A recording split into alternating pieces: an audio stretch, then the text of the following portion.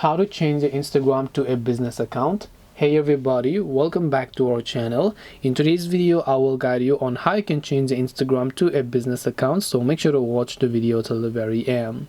So if you'd like to change your Instagram to a business account, it's actually quite very simple to do so, because all you have to do is go ahead and then first of all launch the Instagram application here.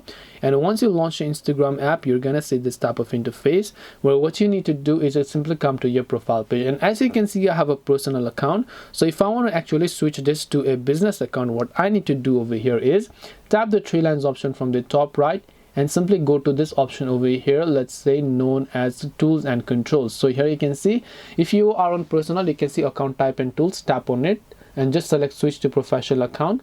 Tap on continue, continue, continue, continue, and then select your business brand or something like that. Once done, it will ask you whether you want to choose a creator or business account. If you want to set a business, tap on business and simply finish up with your business account. This way you can change the Instagram to a business account. Hope this video is very helpful. If you have got any more questions, feel free to also leave them down below. Thank you for watching till the end of this tutorial, and see you soon in the next video.